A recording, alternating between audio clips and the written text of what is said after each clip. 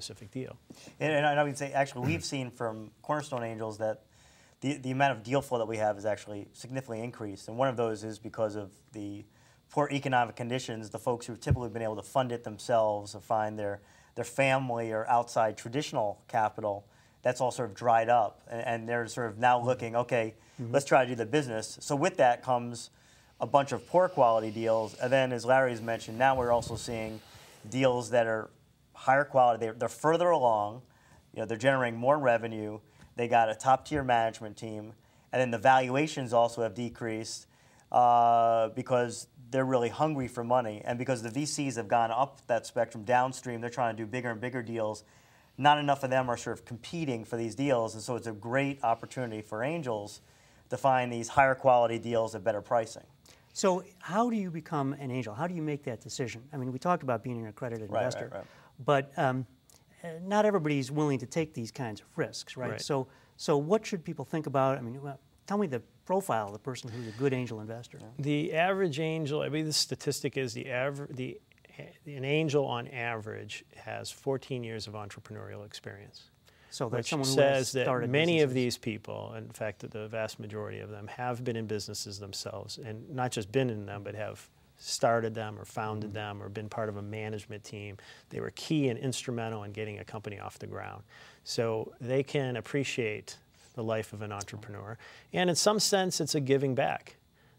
They have been successful in their business, and they want to help fund the companies of tomorrow. So as you work with these folks, you've talked about some of the screening process that you do, and that's for the companies that are coming in looking for funding. But do you also work to help screen the investors who are coming to you? Do you meet with them and work with them? Yeah. It's all about relationship. We do the dance of trying to make sure that they're here for the right reasons. It's all about dynamics.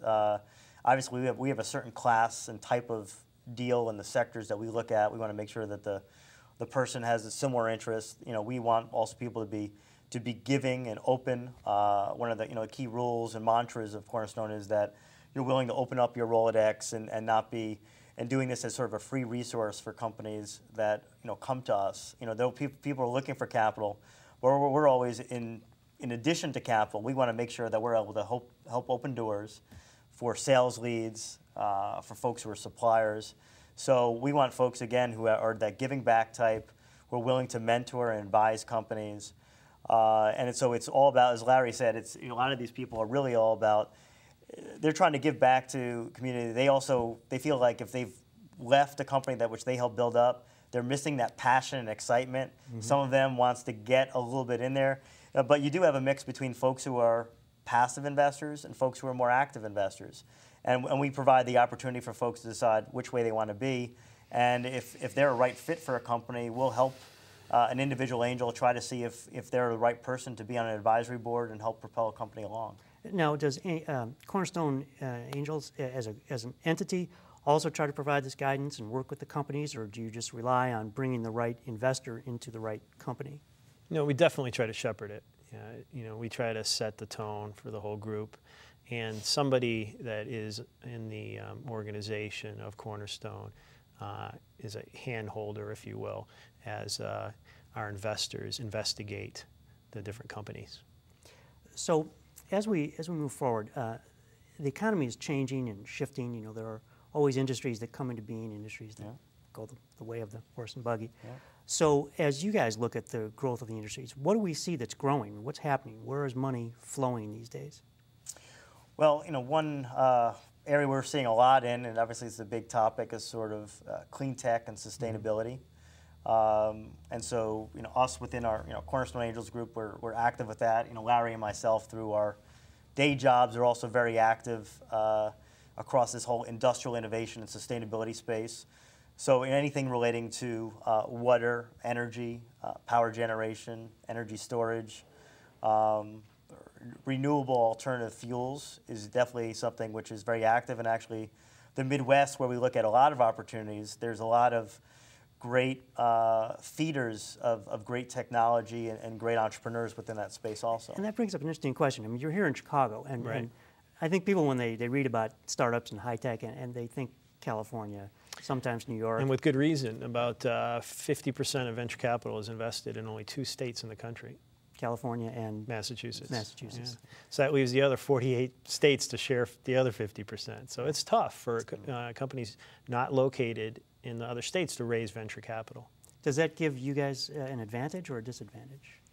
We think it gives us an advantage.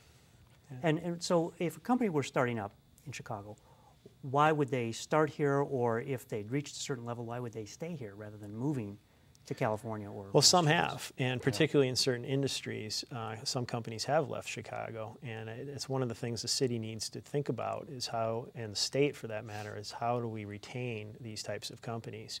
Now, a lot of the companies that have traditionally left have been in industries such as software or biotech, where there are very strong support communities on both coasts.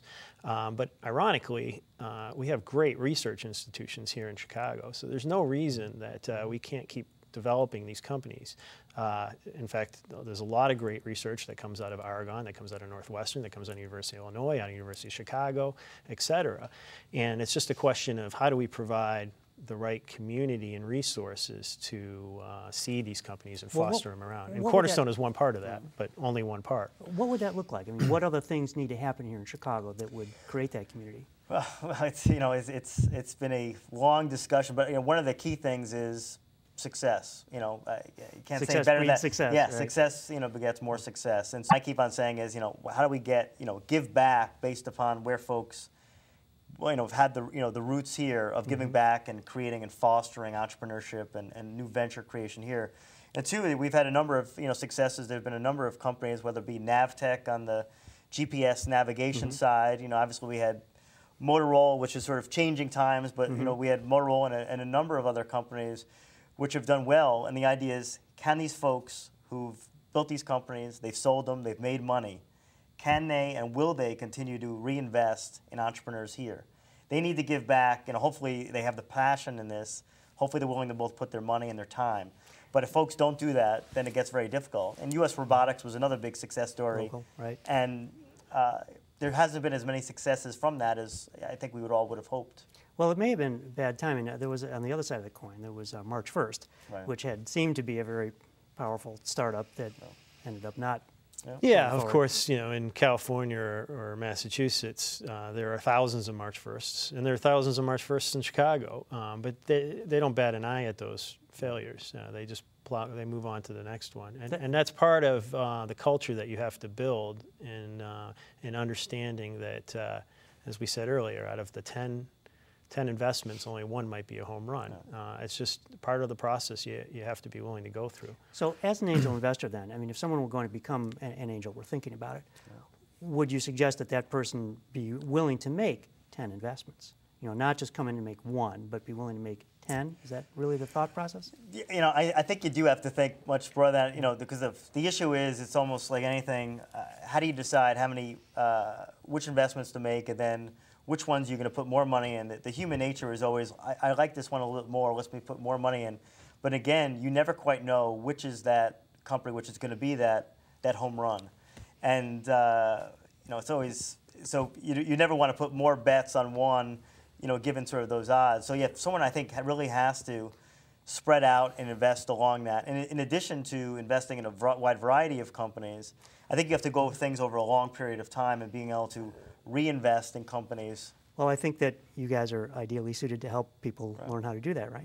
So believe it or not, we're already out of time. Okay. Well, so, Michael Gruber, Larry Hayward, I want to thank you guys for being here. I hope you come back sometime soon when the economy approves and we can talk more about how to invest. So thank you very much for being my guests. I hope you'll be very successful in your venture. Thank you. Thank you. And thank you for joining us once again. You've been watching Public Perspective. I'm Kevin McDermott. You can see us every Saturday night at 8 on Comcast Channel 19, and you can find us on the web at publicperspective.tv. Till next time, thank you and good night.